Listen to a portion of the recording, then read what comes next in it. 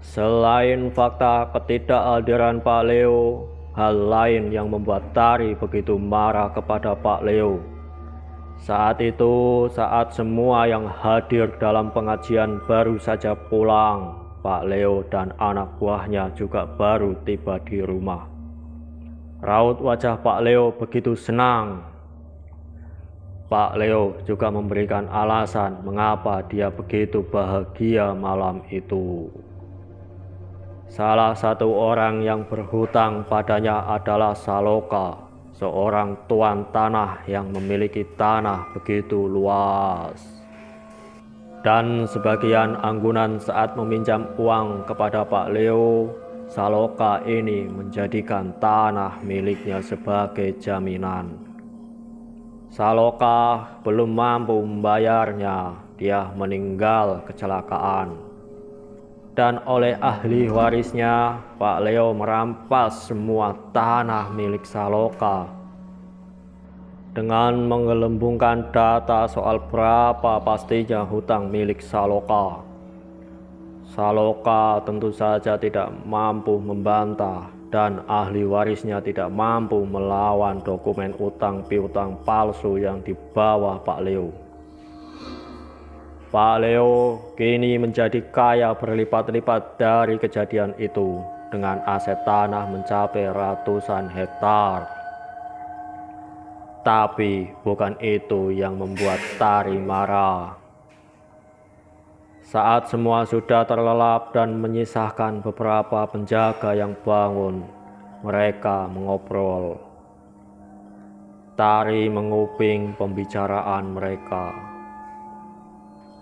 Dul, ternyata bos kita sangat hebat ya.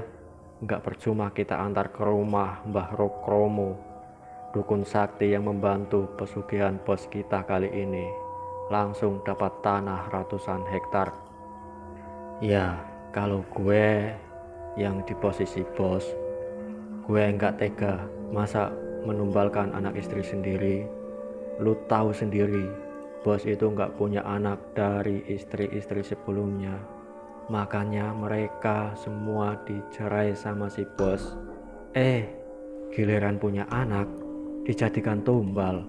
Kasihan, kalau gue nggak tega. Seketika hati Tari hancur dengan percakapan itu. Semua rasa hormatnya kepada Pak Leo sebagai suaminya telah musnah.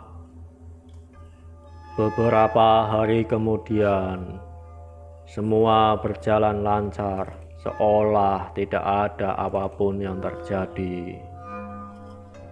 Sampai tiba waktunya Pak Leo pulang dari kegiatan sehari-hari. Saat itu hari masih siang. Rumahnya tampak sepi, seolah para penjaganya libur semua.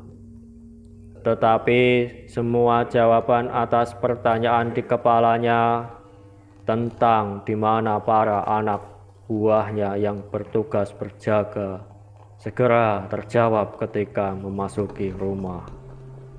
Di dalam rumahnya begitu ramai oleh anak buahnya yang sedang berpesta pora. Pesta seks massal di mana belasan anak buahnya mengeroyok Tari seorang diri. Harus diakui Tari begitu kewalahan menghadapi mereka semua. Mereka semua lelaki-lelaki perkasa yang terbiasa melatih tubuh mereka agar kuat memukul atau berkelahi.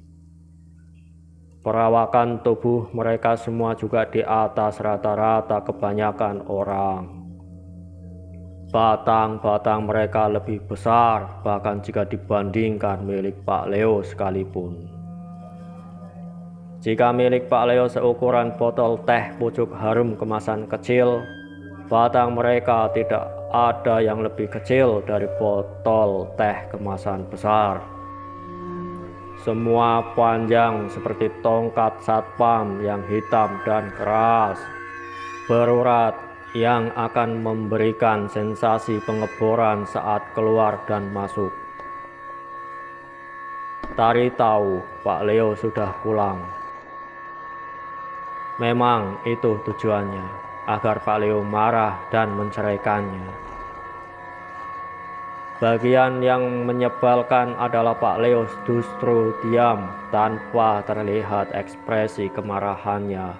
Padahal dia ingin melihat orang itu marah dan dia bisa berteriak lantang.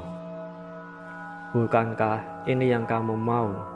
Istri yang hamil agar anaknya kau tumbalkan lagi.